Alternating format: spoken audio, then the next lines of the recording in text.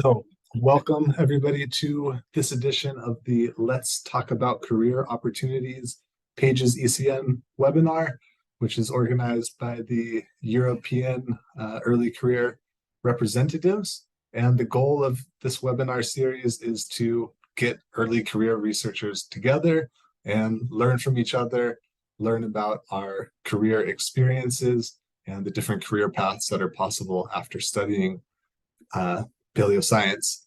And we're looking to continue this series. So if you know somebody that has an interesting career path, especially diverse career paths outside of academia, please get in touch with us and help us connect with speakers that would be interesting for this series. That would be great. So today, I'm very happy to introduce Xavier Benito. Xavier is an aquatic ecologist who primarily uses diatoms for his research, and he complements his diatom work with approaches such as biogeography, geochemistry, and paleoclimatology. He earned a master's degree in physical geography and a PhD in aquatic paleoecology, both from the University of Rovira in Virgili in Spain. And then he had two postdoctoral positions, one at the University of Nebraska-Lincoln, and then at the University of Maryland. And currently he is a Beatrice de Pinois, the Marie Curie Co-Fund Postdoctoral Fellow at the Continental Waters Program at the Institute of Agri-Food Research and Technology in Spain, leading a project on coastal paleoecological resilience. And today he'll share with us his experience as an early career researcher. And so please, and I should mention, we will have about a 30-minute talk and then plenty of time for questions after. So hang on to your questions and we will have a discussion after the talk is done. So please, Xavier, take it away. Thanks, Paul. Thanks so much for the nice introduction. Thanks, everybody, for joining. Well, I have to say that I'm very honored and very touched to be here and explain about my early, let's say, aquatic paleoecology lessons learned over my short-term career. What I would like to say or convey, the main message, that this is a very particular, let's say, own experience, but of course people can take whatever they think is important, right? Everybody has its own path and everybody has its own motivations to stay in or out academia. So please don't take it as a as a unique, let's say, career opportunities. But so the first thing I would like to start with is apologizing for perhaps the too strong, let's say, title that I proposed to my friends when I received the invitation. So this Bob Dylan song, "You Better Start Swimming or You Sink Like a Stone." It was more, I was thinking more like a trap or a hook for those who wanted to stay here and listen my talk. I was thinking that sometimes in academia we tend to go individually to pursue some research project. And someone like me who works with diatoms that I'm going to explain in a minute, or planktonic organisms that tend to stay in the water column, they don't really sink. So they attach to each other. They form colonies. They form chains of individual cells for a greater good, right? So they stay together and stay closer as much as possible where the resources are. In this case, light and nutrients, right? Because they're algae. So they can. You can take this analogy of the Bob Dylan song for whatever greater good you think is important for you. But my message that you better collaborate and you better network with others before going by yourself and before going individually to pursuing things. So this is what I'm going to tell you in the next few minutes, that something that worked for me, or I think partially worked for me. There are many things that did not really work out, and it's also good to share failures and explain what is not as nice as people think we scientists do. But I thought that when I was preparing my talk to organize these, let's say, opportunities and in science and lessons learned within these two big spheres, research and networking, to me both goes hand in hand, and I am a better researcher because I like to network a lot, and vice versa. So every time that I want to start new things, I feel attracted by networking opportunities that help me to co-design and co-develop new ideas and new research projects that I like to do, but I don't know how to do it. So this is when the networking part comes into play, and of course this is all nice and this is all good, and not always networking and doing research with groups end out well. So Paul already kind of introduced me what I do, but basically I'm the guy who like to be in the field and collect biota, aquatic organisms, to study what their environmental preferences and what they can tell us to better, reconstruct past environments. So I don't have to convince anybody here within the PGCN about the principle of uniformitarianism. This is very well known from the geology, but sometimes still in ecology we tend to divide paleoecology and ecology, and to me both are the same thing. Two different approaches, of course, with two different methodologies, but one unique or single objective to better understand how biosphere works. What I use, not only I study diatoms, but also I have a little bit of experience with benthic foraminifera because I'm aquatic ecologist. So I, all over the years, I started to specialize in understanding ecosystems all over the aquatic continuum, right? From freshwaters in the mountains up down to the coast. So diatoms and foraminifera are excellent bioindicators to track these changes in the aquatic environment.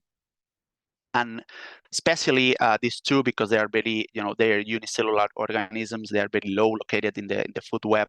They tend to be, many people call sentinel or early warning organisms, because they react rapidly and in a very sensitive way to changes in the environmental conditions before any change propagate up into the food web or up to higher levels on the ecosystem.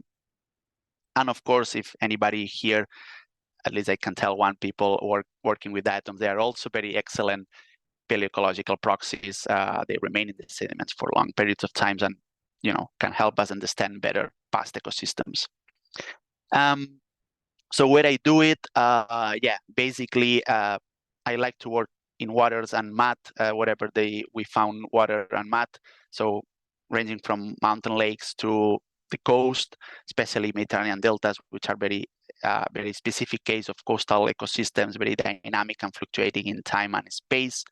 And over the last years, I also started to put my foot into more river catchment ecology and the consequences of nutrient reductions in the catchments. So what are the consequences of these trends that are happening mostly in global north countries, and what happened, how the biota respond to these trends.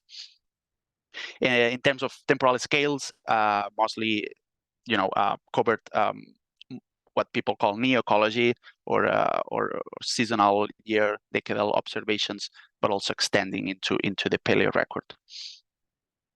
So the nature of the aquatic paleoecology is, everybody that works in geosciences is a little bit of Sherlock Holmes. They have to collect multiple lines of evidence to make a bigger case of what they're studying. And this is what I tried to do since I graduated in 2016 in Spain at IRTA, specializing again in aquatic paleoecology from a coastal wetland. And then with my two postdocs at the US, first in our earth science department, I was the biologist or the ecologist coming into a totally new environment. And I'm going to explain you in a minute what what I learned and what's the what's the challenges and the benefits in arriving in. Whoop. Okay, I'm here. Can you still hear me? Yeah. Okay. Cool. I think there was a cut off. Cool. But yeah, since paleosciences are sometimes a mixture or a band or of different disciplines, sometimes it's good to be in research groups or do short research stays or visits in labs that are at the frontier of your knowledge of expertise or to learn new techniques, new methods, and more importantly, and I'm going to put a lot of emphasis on that, new from people that you want to work with, and sometimes you are afraid of approaching them. We are all people, and you don't need to be afraid of sending an email. Hey, I want to spend a couple of weeks even with you, and they are very approachable. I mean, most of people are very approachable, of course, but not because they're highly cited researchers. They mean that they are not people that want to collaborate with you as well. So basically what I'm going to do now is not going through specifically what I've been doing over the last 7 years since I graduated, but mostly to give, or to try to, elaborate on the storyline about my research career that basically want to answer this very basic question, such a journalist, where, when, and by how much things change.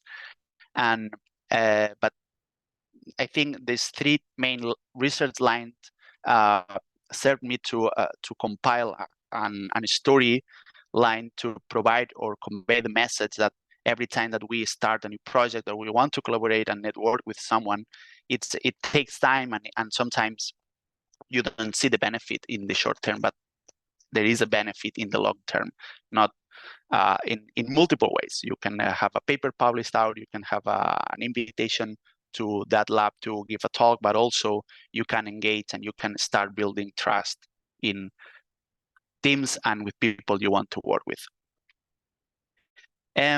Yeah, so I started the whole thing in the Ebro Delta in Spain. This is quite an amazing coastal ecosystem that changes very rapidly across space and time. If you have worked in a delta, you know what you're dealing with. But basically, we wanted to reconstruct the Holocene evolution of this ecosystem that at that time was quite unknown. And of course, we wanted to use some sort of ecosystem-wide indicators such as diatoms. And they worked pretty well in terms of modern ecology and characterizing the different habitats and environmental conditions of the diverse aquatic habitats in the delta. But the first, let's say, challenge that I encountered in my career, in my short career, was that we couldn't really recover any silica or any diatom remains in the sediments of the delta. That was quite unexpected. I was in my second year of my PhD, and multiple questions and multiple challenges appeared at what I'm going to do now, and what are we going to do if we want to understand the evolution of this ecosystem. So so we changed gears, to so to speak. I wanted to continuing pursuing this objective of understanding the past in the delta and the evolution and the climate drivers that explain the changes. And this is when we started, or I started looking at benthic foraminifera. They are fantastically well preserved in this kind of coastal ecosystems because their shell are made of calcium carbonate, and sometimes also they are good modern bioindicators, so you can really tell where they are living and which are the species characterizing different types of habitats. And of course, because we were dealing with a delta and a coastal ecosystem, sea level changes were quite important, and using these organisms as past proxies, we were also interested in looking at past sea level changes to better understand and interpret what might happen in the future in this very vulnerable ecosystem. Something that I started quite early during my PhD was submitting very short or very simple proposals or research funds to stay in or doing some sort of research or short research stays in labs and institutions to gain experience in writing and polishing my writing skills. At that time, or in my institution at that time, I did not take any writing course. So, I wanted to even make trials about how I was compared to, the pool of candidates who, for instance, wanted to go to this synthesis call that fund short research stays to look at reference collections of organisms that are complicated in terms of taxonomy. I got rejected multiple times. Also, I applied for my first Marie Curie postdoc at that time. It was really a really bad application. I have to tell. I have to tell you, it was super technical. I wasn't focused in the big question, the big science. So at that time, it's important that even if you, if you don't see the benefits in spending time in writing those, and probably you have very low hopes, it's important that you try it, because sometimes evaluation that you receive tend to be positive and constructive, and they give you very good feedback. Also, staying in abroad and making your first steps outside, for someone that are probably here in the room that are not English native speaker, need to go abroad and start, going through yourself and speaking English and learning better how to communicate and writing. It was very important for me to stay with Andrzej Witkowski in Poland. Andrzej was probably one of the most kindest person I ever met, and he helped me a lot in identifying brackish and marine diatoms. Andrzej passed away last week, and this is, I want also to be this kind of a, message that there are people out there that are very, very well renowned, and they always have time for a young me at that time in 2012, I think was the time. I don't know. So yeah, so then I crossed the pond and I landed in the middle of nowhere, so to speak, in the U.S. in Nebraska, surrounded by cornfields, and I was very lucky to be a couple of years postdoc in the Sherry Fritz lab. She's a very well-renowned diatom ecologist and quaternary scientist, and she helped me a lot and so much in thinking or giving me the message that what I was doing before was important, but it was very local scale, and the question that we wanted to answer was very important for the ecosystem at the local point, but the implications need to be bigger. And this is when we started to think about how diatoms as a microorganisms can be used to answer big questions about macroecology and different aspects of environment, spatial, and different levels of organization, also looking at diatoms. So this position at the University of Nebraska was a little bit of yin-yang situation for me. So you have never heard about this Chinese concept, is a kind of two opposite forces, but are highly connected. So I was the biologist, the biologist, ecologist, providing an ecologist perspective into an earth science department that gave me probably this deep time or bigger scale perspective of understanding how biosphere works. It was quite a big change for me, and when I am where I am, and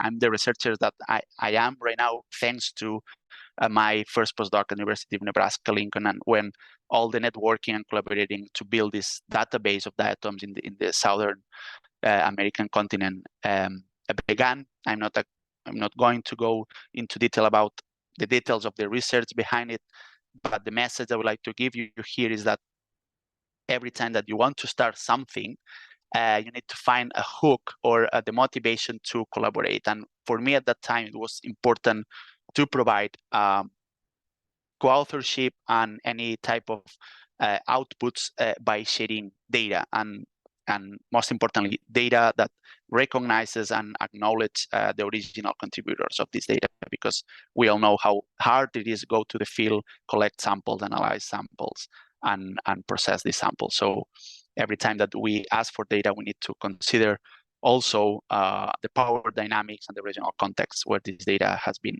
collected.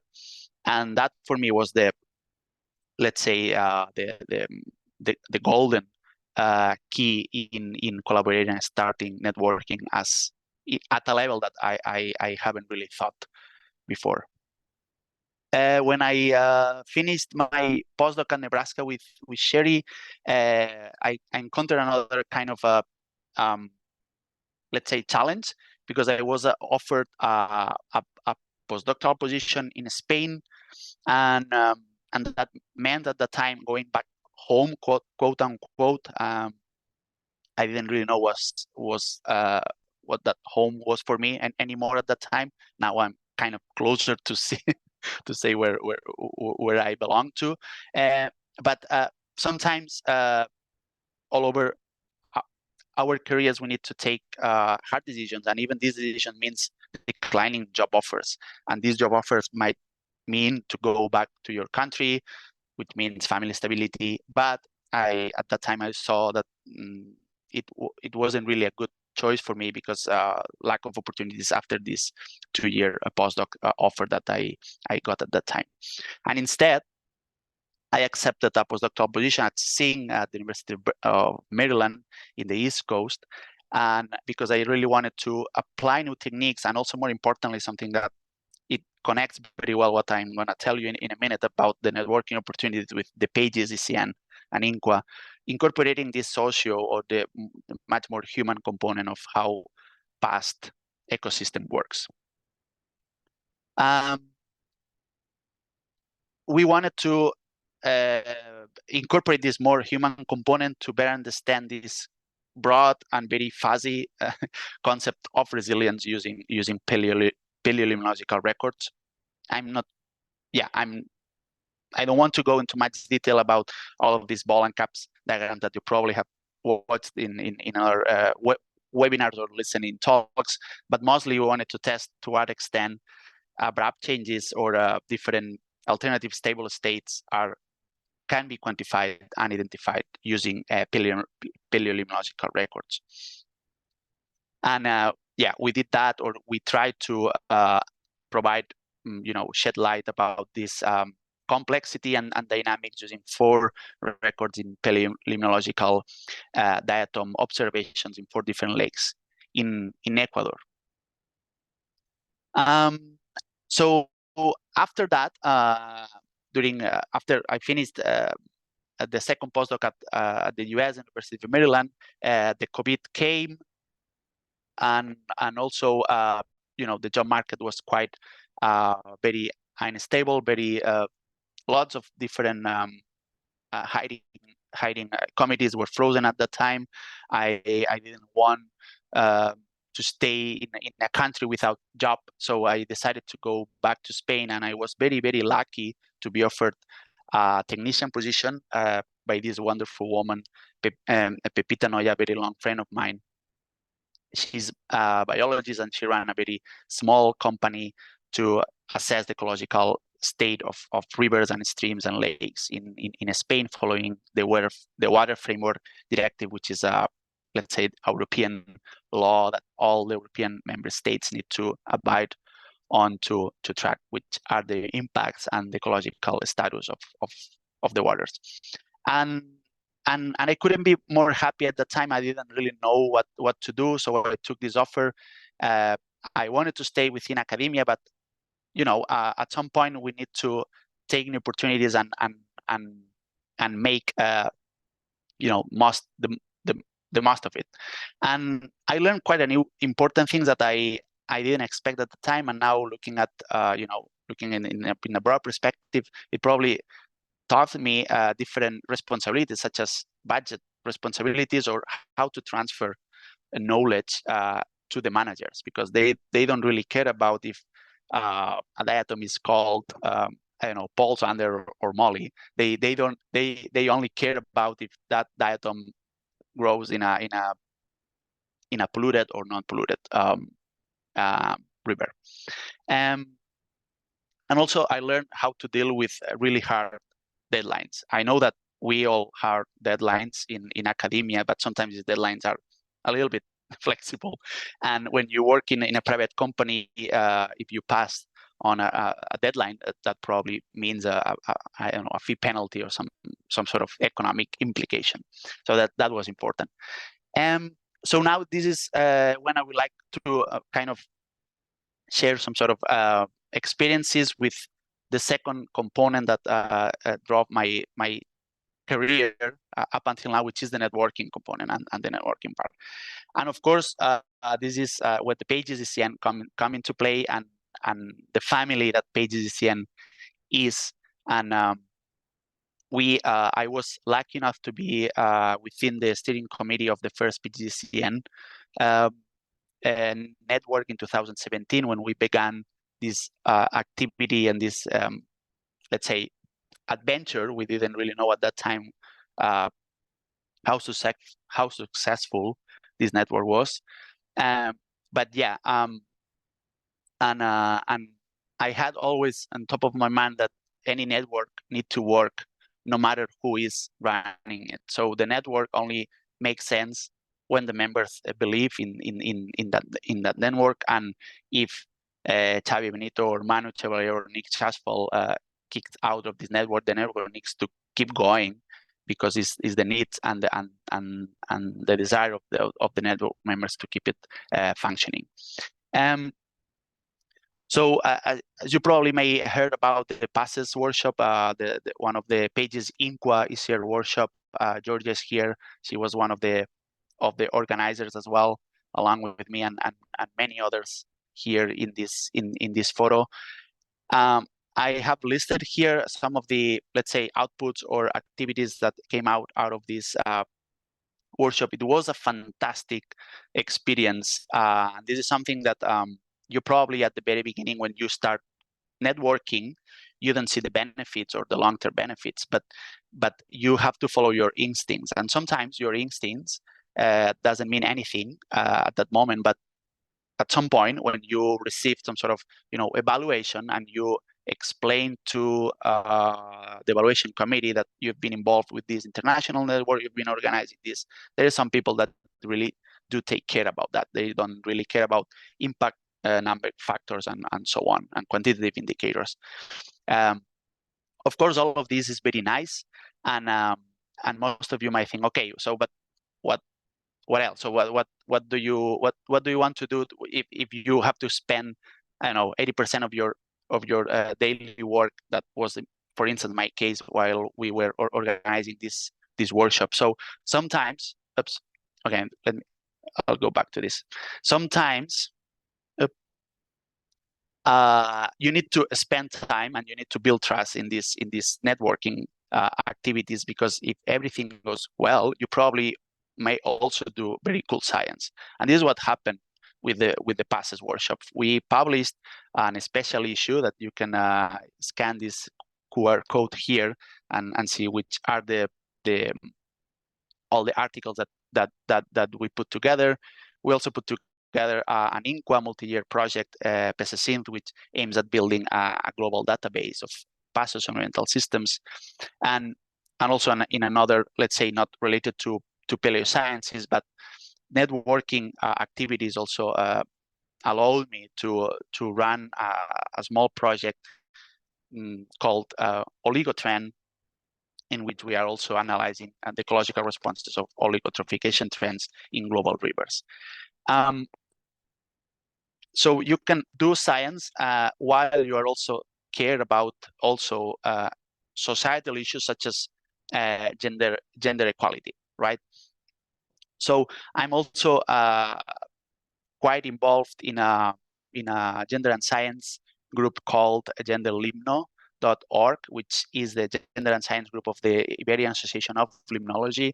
And we have been organizing multiple activities to showcase which are the status of the female limnologist to promote gender equity and inspire new generations of early career researchers. This is because we cannot really disentangle, what's happening in science and what is going on in gender equality issues. Specifically within the limnology field that I'm most familiar with, you can really see here this scissor graph in which you have much more female limnologists at the very early career stages, and as you go up into the, let's say, career stages, females go down and males go up because of probably reasons that you already know. So we are working proactively to try to change that within academia. So yeah, kind of to summarize my talk, I wanted to kind of do this circular graph in which basically I started focused on science that probably I was more interested in quantity, publishing papers, local scale based on organisms, and then started thinking bigger, thinking about ecological processes more than species or communities and what they're telling us. As long as you advance in your career, it is important that you also think about bigger implications of your work. Try not to do as much as possible what people say incremental research. It's important to, for instance, study a very single lake or a very single pond for multiple years. But yeah, you need sometimes to step out and think about bigger questions in science, which also needs, and I think need to go hand in hand with networking and collaboration. And before doing that, you need to build trust. It's really hard to start a new collaboration without knowing the people who actually do the work. And if everything goes well, you may end up doing what I call effective collaborations. You might collaborate just adding your name into a paper, but this is not really to me, in my opinion, a collaboration. So an effective collaboration have much more benefits than just adding your name in a paper, in a project.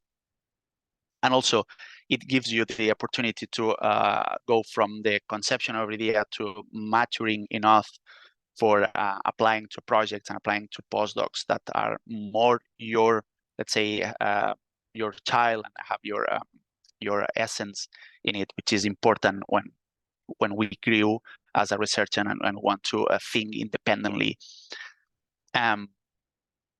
Yeah, but of course, all of this, it takes a lot of time and sometimes many different iterations. It's a very convoluted story. But yeah, I hope that my talk and my not really advices, are like a storyline and sharing my experiences might have served to some of you, and of course I'm very happy to take any question, because this is, I guess, the most important thing, to engage in conversations and discussions. Thank you very much to everybody. Bravo. Thank you, Xavier. That was great. It's really interesting. Touched on a lot of topics. So yeah, now we will open up the audience for questions. You can write them in the chat, or I think we're a small enough group that if you have a question, you can basically unmute yourself and ask the question directly. So anybody. I hope it's okay that I stop sharing my screen so I can also see who's in the room. Yeah, sure. Perfect. Actually, I have a question. Are you listening to me? Yes. Yeah, yes. we can hear you. It'd be great if you ask a question, if you introduce yourself quickly, just like name and where you are. Oh, so hi, Xavi. Thank you for this amazing talk. I was really excited to see your talk. My name is Aline. I'm a PhD student here in Portugal. So the question that I want to do for you is related to the PhD process. Mm-hmm. And what I want to know for you is, what skills you think that PhD students should develop during this time to be more competitive and stand out when you are looking for a job? of course, in addition to build their network, learn how to build their network. Mm-hmm. Thanks, Elaine. Thanks so much. It's a pleasure to meet you. So this is a really tough question because I think it depends on what's your personality, and I think I'm not, mature enough to tell anybody which are the best skills that you need to learn during your PhD stage. But I guess what it really worked for me. But this is how I am, and how I approach science is to be naturally interested in what other people do. I think that's the most important thing. So no matter how good you are, I don't know, in writing or analyzing data, this is all hard skills that at some point you need to go through and you need to learn. And you can do it in multiple ways. But if you are naturally, let's say, interested in what people do, and you listen, and you active listening, what they find, and engage in conversations. Of course, you can be very shy and not very open, for instance, to go to conferences and talk to people. That's totally fine. I don't really believe in that you need to go out of your comfort zone. So you need to do whatever you feel it's better for you, and there is no a single recipe for everybody. But if you show that you care about what other people do, and without judging any result or any way how that people came to that position and came to that result, I think that's something that might probably work well out at the end. I don't know if that have answered your question a little bit, but Sure, that's a good point. That's a good advice. Thank you, Xavi. Thank you. Anyone else with questions from the audience?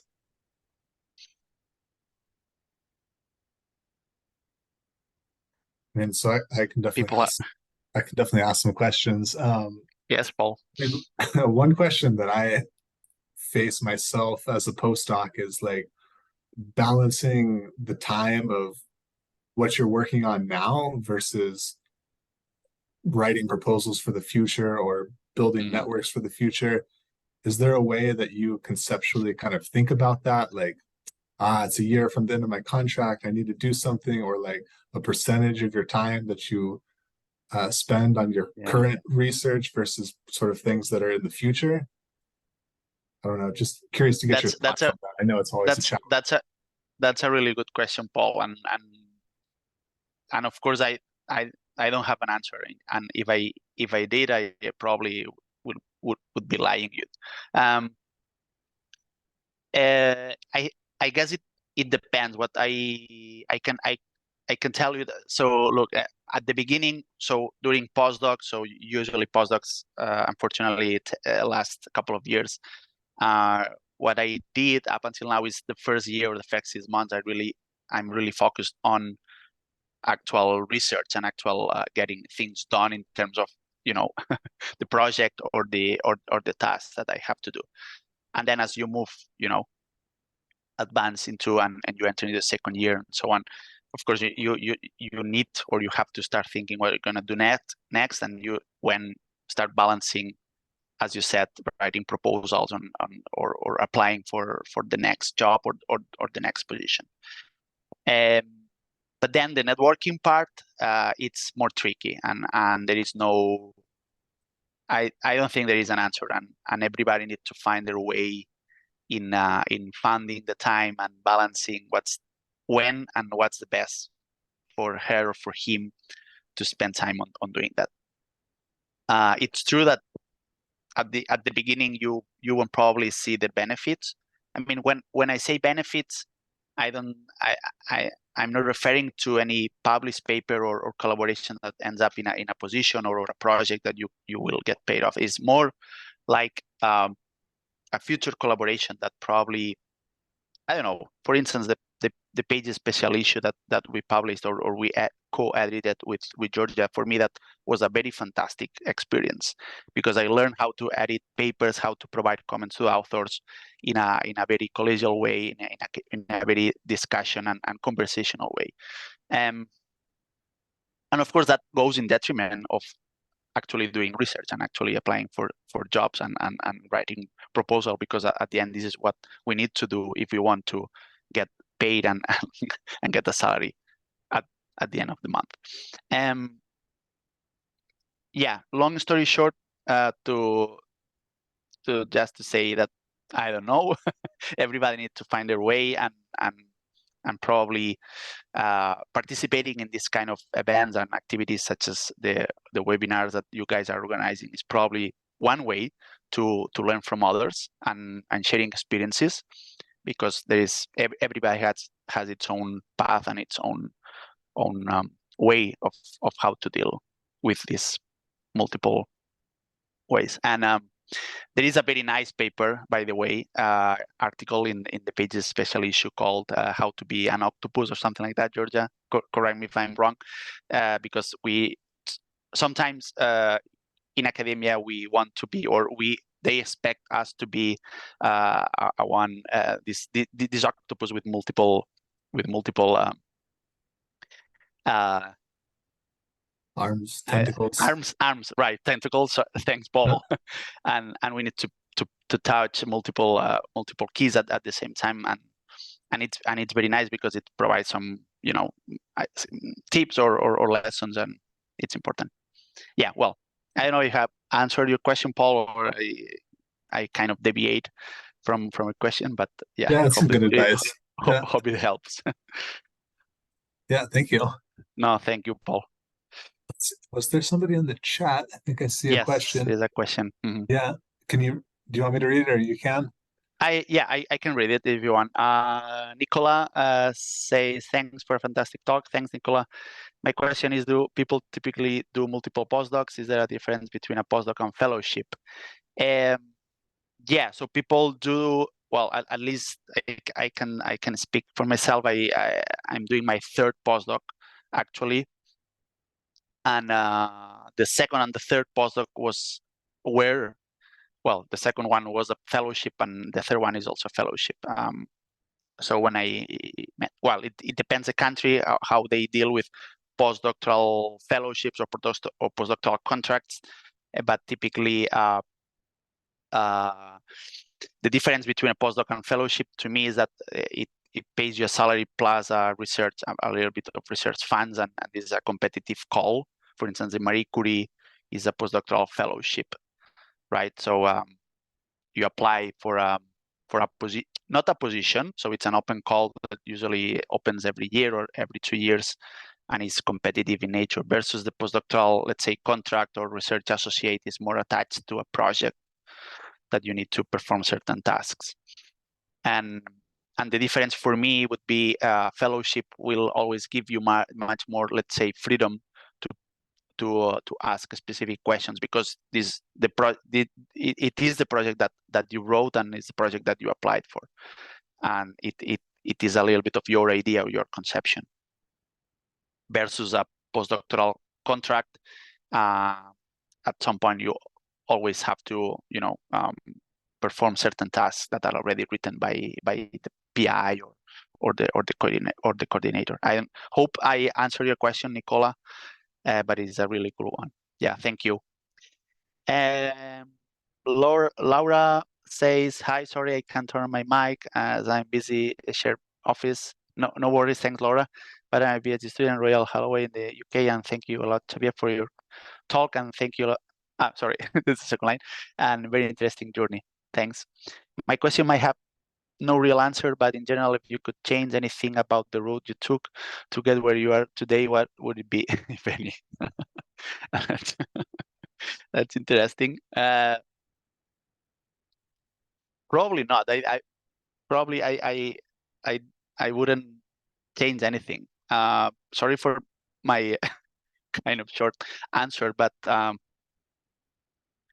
no, actually not, Laura.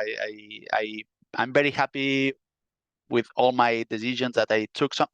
Sometimes it's true that your personal decisions or your personal, let's say, changes or game changers in life and it work, it not always depend on you, because as you grow, we tend to, accumulate, let's say, personal, workloads, and you want to make establish a family and work work close to where you want to live, and so on and so forth. So sometimes your personal decisions go hand in hand with your partner and with your family. But I was super lucky and very fortunate to have my my partner and best friend in life, that she always was with me, not always, but physically in the same space, but she always supported me, and yeah, I cannot really, and I won't have any time on life to be more thankful for this support. Molly says thank you. You're very so helpful. Thanks so much, Molly. I have okay. She have to leave. Yeah, thanks, Molly. I can read this one, Xavier, so you have okay. a break if you like. So from Maria Lujan Garcia, she says, "Great talk, Xavi. I don't have my microphone, but my question is, how did you deal with the rejections? Did you have parallel project proposals, or did you have waiting times in between? And how are you approaching the elusive goal of finding the permanent position?" Thanks so much. Gracias, Lujan. That's a very very important question that I was kind of expecting to receive.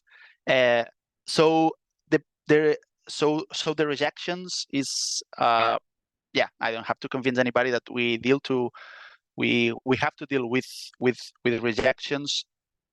In my case, yeah, I took a little bit the strategy of applying to different, let's say, positions while I was getting something, secure at the time. In exception of the time that I was working in that small private company. At that time, I was waiting for the resolution of my current Marie Curie fellowship.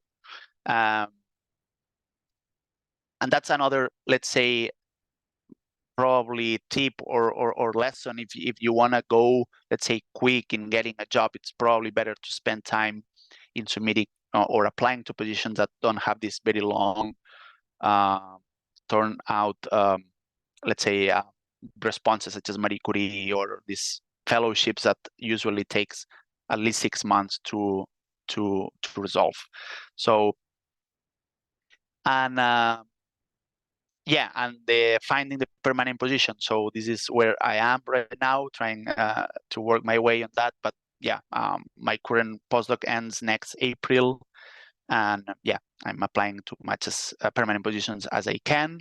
But yeah, I don't I don't have any probably good advice on that. So the best would be keep going, try to be in a group, if not you are, but looking for a group or networking, let's say, good atmosphere that provides you the means, not a position, but at least the means to hear about if there is any opportunity or some work that you can do for them, or yeah, it can be hard for a short period of time while your applications get resolved. I guess, yeah, it's difficult. It's difficult, Lujan. I don't know if I have answered your question, but yeah, that's. Those are great insights. Are there any other questions from the audience? Hi, Xavi. Hi, Georgia. Hello. I really liked it. It's kind of having an overview of all the things you did. Pretty cool. And my question would be to how strategic were you when you were making your choices? Because often you hear this, oh, you have to be strategic, you have to think strategically. And yeah, and if you have, or you had like this main goal that you foreseen, or it's more like, okay, trial and error. Yeah, thanks, Georgia, for your question. My strategy, I would say, probably it doesn't it doesn't help anybody here, but I was pretty much following my instincts. I never had any. Of course, the goal is to be, I don't know, stay in academia. That's I don't know. It's very general goal. It's not very something that can be taken as a nice or helpful tip. But my strategy probably, besides following my instincts, learning from, as I said at the beginning, things that I like to do, but I don't know exactly how to do it, and that means approaching people and networking with people that are not totally outside my, let's say, research field, because sometimes you need to be strategic on that probably even within your research field, it takes time to build trust and build effective collaborations. But if you are probably too far away of your research field, it probably won't provide you any type of effective collaborations. For instance, I don't know, I was trying to collaborate with sedimentologists, real structural geologists for my work in the Ebro Delta, and I couldn't really get what's their, let's say, science behind, because they took for granted many different concepts that I couldn't really understand, and said, well, that's probably too far. There is a big step in what I understand and how I want to do things that I like, but I don't know too. But that was too much. But yeah, keeping, let's say, I don't know, at the frontier of your let's say, field of expertise, but not too far away. Just try to pushing as much as possible. But yeah, the strategy is very personal, and at some point, it's a combination of feeling your gut and what's driving you, both in terms of science, but also personal life, what also want to do, because at the beginning you don't really care. I mean, you care about your personal life, but you are more prone to take some risk and go abroad and learn a new language and whatever. But at some point you start to think about much more stability and probably science go behind all of this. Yeah, I guess, I don't know if I have answered your question, Georgia, but I try to do my best. It's a mixture, I guess, between being strategic and being as much as you want to be. But you had Yeah. a long-term, or you have still a long-term goal, and this was since the beginning. Like, okay, I want to be in academia. Yeah, exactly. That was probably, but again, I had that long-term goal, but for a short period of time, I was out of academia. So yeah, I pursued that, but for certain circumstances at that time, because of COVID and shifting between contracts and countries, sometimes you need to work, and we all need to work and get paid. But yeah, that was my long-term goal, and it's still my short and long-term goal. Yeah. Thanks. Thank you. Yeah, I think that's really interesting to know about the long-term goal. Is there another question from the audience? Hello. Sarah. Hi, Sarah. I cannot hear you. But it looks like you're unmuted. Yeah, So it might be a problem with your microphone or your computer. Yeah. Wait 1 minute. Can you hear me now? Yes. Yeah. Okay, perfect. Okay.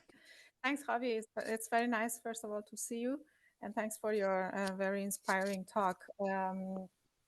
I have 2 questions, and one of them is kind of a follow-up to Georgia's question in terms of having a strategy, but as an academic person and as a person who had basically moved from, as you showed also in your your slides from a very local study to the global, and then change your field.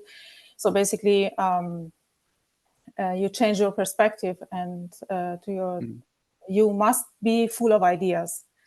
And so my question is that how do you deal with your ideas? So when, of course, have a list of the possibilities that you can do research on, but do you how can I say, do you prioritize them, or you go first with those that you are more sure that you can do it by your own, and then you go to those that you think that you need to learn methods for it, and after spending time learning methods? So can you a little bit tell us about this?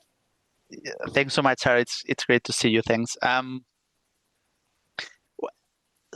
had to sometimes I like to put post-its in my, let's say, in my wall and with ideas, but I don't like to prioritize things, because sometimes it's a, I don't know, it's a non-linear, let's say, I don't know, pattern, and things get connected to each other, and especially if you work with ecological systems, everything is intricate and complex, as, I don't know, whatever science it's behind.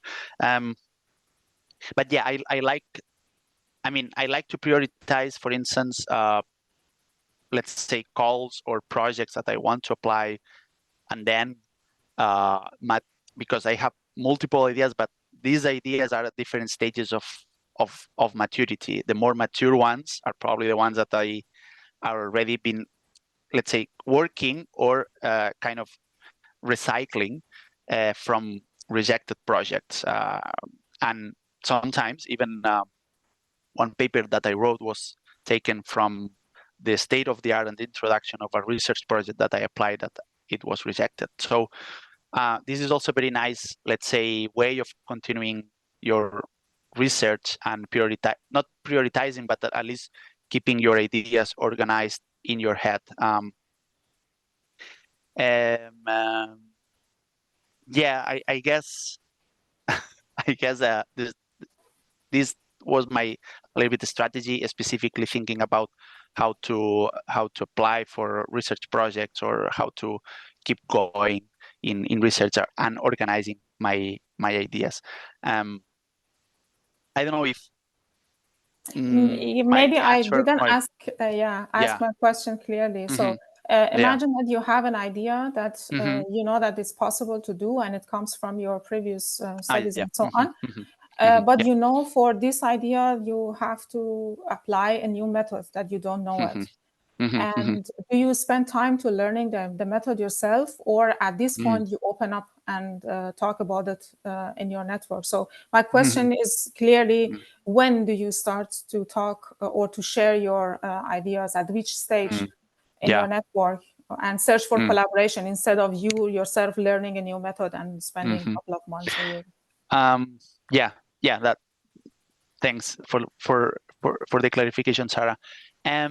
I guess I would say it depends on the, let's say, what methods entails, or what methods are needed, or new approaches to develop that idea.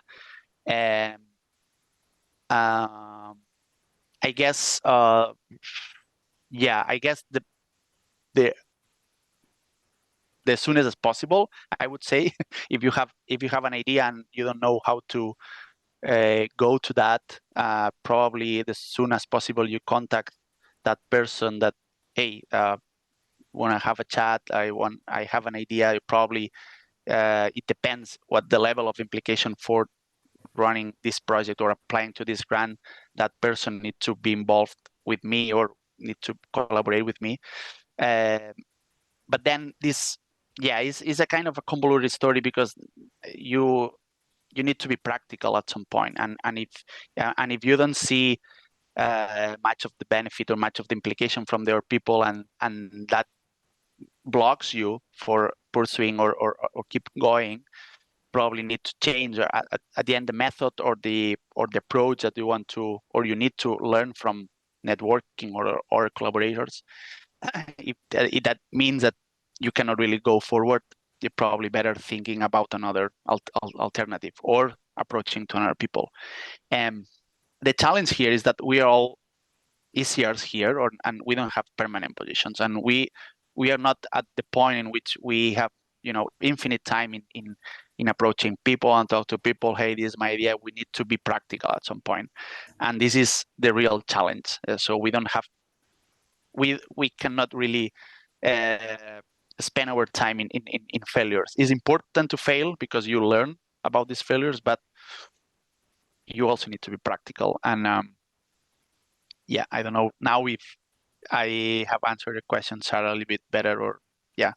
Thank you very much. Kind of. Yeah, Thank you. That was very clear. Thank you. Thanks. I don't know if I can ask my second question shortly, or yeah, for me it's okay. Yeah, absolutely. Thanks a lot. So in some part of your career, you had some experience at some companies. I want to know, so I do also have this kind of experiences, but I don't know how do they value it in academia when you have some expertise in, some experience out of the academia. Do you think that they see the value of it?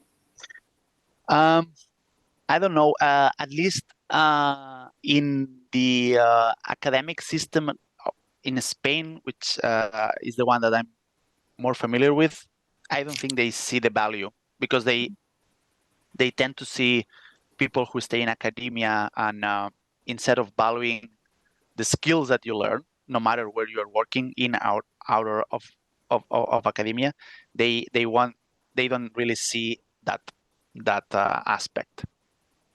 But I can see that in our country, for instance, in the US, they do value a lot. They don't see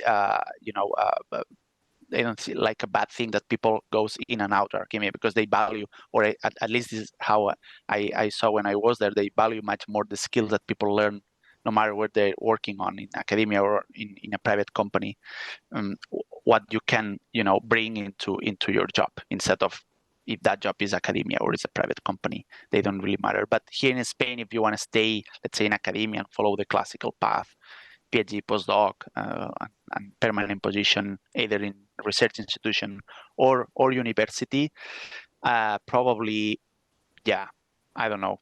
I know even some colleagues that have been out of academia, and when they have submitted an application in their CVs, they don't really mention that they were out. They were working for a certain period of time in a private company, because that might be seen as the institution they're applying to, that candidate at some point that might leave that the research institution or university and go back to the private company, because usually salaries are better, or the work conditions are better. Yeah, I don't know. I guess it depends on the context and the country, but I like to put in my CV that I've been working in a private company. If that is not a good, let's say that it doesn't benefit me, I don't know, probably. Yeah, thank you very much. I personally think that working out of academia gives improves our soft skills, communication. Definitely. As you also mentioned in your talk, how to deal with the budget, with the tight deadlines and work stress. Definitely. Those are the things that we usually have them a bit less in academia. Yeah. Thanks a lot, Javi. Thanks, Sarah. Great questions from the audience. I think, seeing as we're over an hour, I think we can wrap this up. But I really enjoyed both the presentation and the discussion. I think it was really useful that people could ask questions, and your answers were insightful. And so we'll wrap it up, and keep an eye out for the next edition of this series, which I hope will be, we don't have an exact date, but hopefully in the next couple months we will have another edition. So thanks everyone for joining, and take care. See you at the next one. Thank you. Thank you.